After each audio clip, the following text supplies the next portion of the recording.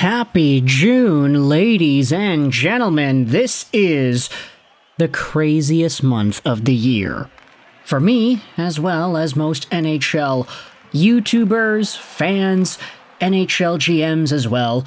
Obviously, I'm not going to put myself on too high of a pedestal here. Come on now.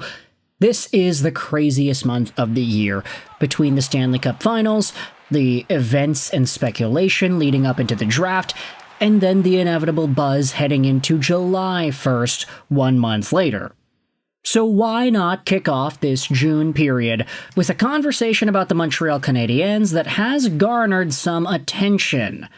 I wanted to take our eyes onto a thought that was posted and discussed by Martin Lemay on BPM Sports from about a week ago. It talks about the idea of the Montreal Canadiens acquiring a very particular name. A guy who, unfortunately, was suspended this year for performance-enhancing substances, but still a guy who has a lot of talent, a lot of potential as a short-term and somewhat long-term option, too. He's not super old. And a guy who happens to be playing in this year's Stanley Cup Finals. I'm going to leave a link in the description to an article published on HabsFanatics.com, which cites this video clip on BPM Sports, where Martin Lemay discusses a Montreal Canadiens D pair of Kaiden Guhle and Aaron Ekblad. He says here that it's not so bad. This is the idea that is discussed. Now, the article on HabsFanatics.com that we are going to be looking at takes a look at some of the comments that Lemay makes about Ekblad, saying here that he should sign for about $7.8 million a year. That is still well within the Montreal Canadiens salary range, 7.8 mil, like a Nick Suzuki, or less. Let's dive into how Lemay breaks this down. He added not only Ekblad would be a major pickup for the Canadiens, but he envisions him playing alongside of Kaiden Guhle. Yeah, talk about the subjects and the objects of the sentence there. I started writing down defense pairings on paper, Lemay said on the radio.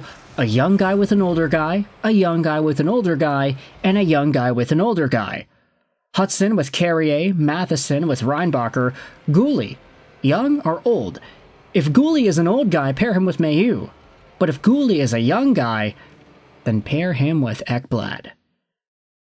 And, I would say that Ekblad does improve the Montreal Canadiens, but I do kind of question some of the logic here. If you think about where exactly the lineups would be deployed, I'm not too sure if I feel comfortable signing Aaron Ekblad to, let's say, a $7.8 million AAV deal, like this article insinuates, only to put Ekblad on the third pair. Although I do understand the argument that says, hey, wait a minute, there are 3 guys on the left side, so one of these guys will have to play third pair too, between Matheson, Guhle, Hudson. That is, of course, unless you were to double up some of the young guys on the same pairing there. But ultimately, Aaron Ekblad would be pretty much the best right-handed defenseman on the Montreal Canadiens should he be signed on. I mean, okay. Carrier, Reinbacher, Mailloux, Ekblad. Yeah, Ekblad is kind of the best one there. And it's not even really close now, isn't it? The former first overall pick had a season that was tainted by the games that he had missed, but he still produced 33 points in 56 games played. He's up to 11 points in 13 games right now for the Panthers in the Stanley Cup Playoffs. This is all coming off of a season last year where he had 18 points in 51 games and 6 points in 24 games in the postseason as the Panthers ended up winning the Stanley Cup. Ekblad may never reach the highs that he was once at in 2021-2022, where he was a near point-per-game guy, but he still has a lot of value as a stable, two-way defenseman, a physical presence, and a guy who brings a lot of intimidation factor for the Florida Panthers. This guy eats so many minutes. He has had multiple 24, 25-plus minute games in the playoffs so far for the Florida Panthers, and it cannot be understated just how valuable this guy and his profile is on this hockey team. And I get it, the question you could debate is whether or not Ekblad is worth 7.8, for example, a shade under Nick Suzuki. If you think about Nick Suzuki being the upper limit for what the Canadiens have on their team contract-wise, I think Aaron Ekblad is a name who isn't good enough to break it, but he fits snugly right underneath in that spot. Not to mention the fact that he can be essentially a good combo of David Savard and Shea Weber on the Canadiens' blue line. There'd be a lot of value in this kind of a player, especially if he's paired alongside of a Kaiden Guhle, for example. Guhle is kind of a player that I think Canadiens fans want to see develop into an Aaron Ekblad-esque player anyway. So what more to get that mentorship? Of course, though, you're going to have to make the sell here. Ekblad would be going from Florida over to Montreal. If he gets the same AAV, the take-home pay is going to be significantly reduced, so he might have to get used to that.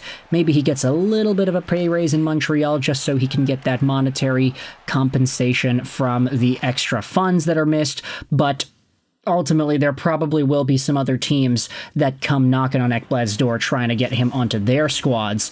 The article on HabsFanatics.com talks about how, because Seth Jones is in the mix for the Florida Panthers, it becomes a lot less likely that an Aaron Ekblad-like name ends up getting the contract with Florida.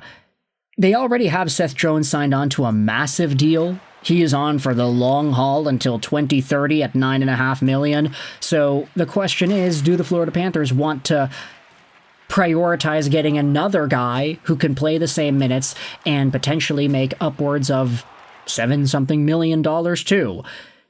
Unfortunately, I don't think Seth Jones really lives up to the dollar amount that he has, but still, it is a contract that is put into place that Florida has to think about. So I do kind of wonder if Seth Jones was not on Florida right now, would they just immediately say, all right, yeah, we'll sign Aaron Ekblad. We'll give him the same money that Seth Jones has.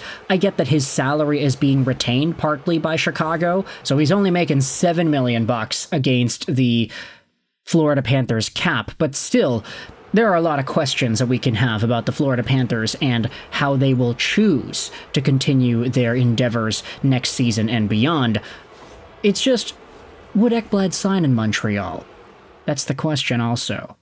I think there's a reasonable argument that says that Ekblad would be given a big pitch. Hey, you're going to play with Kaiden Guhle. This is an up-and-coming team.